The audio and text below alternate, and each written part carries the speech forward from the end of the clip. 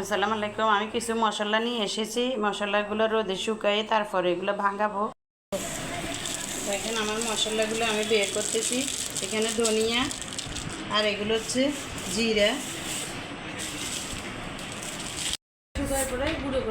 দেখেন আমার কয় পদের মশলা এগুলো রেডি করতেছি।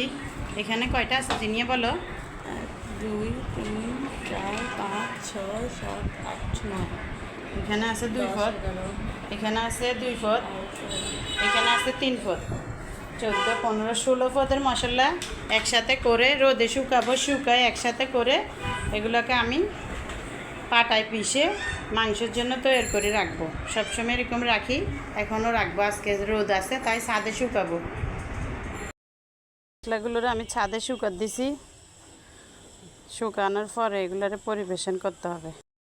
মশলাটা আমি ছাদের থেকে শুকাই নিয়ে আসছি। এখন দেখেন এগুলোকে আগে একটু ভেজে নিচ্ছি। তারপরে এখানে এই যে সব মশলা মিলাই নিছি।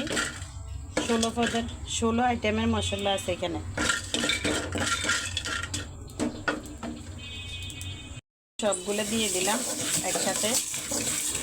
এখন এগুলোকে চুলার আঁচটা একটু কমাইয়ে তারপরে আবার ভেজে নিচ্ছি ভালো করে।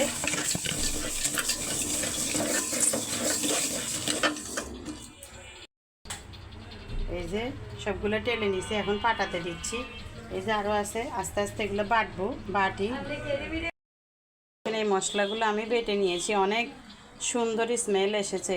বাটার সময় দেখাতে পারতেছি না কারণ আমার ছেলের টিচার আসছে, ও পড়তেছে, তাই আমি একাই ক্যামেরাম্যান একাই মশলা বাটছি, এই জন্য দেখাতে পারলাম না। এতগুলো মশলা হয়েছে দেখেন কতগুলো।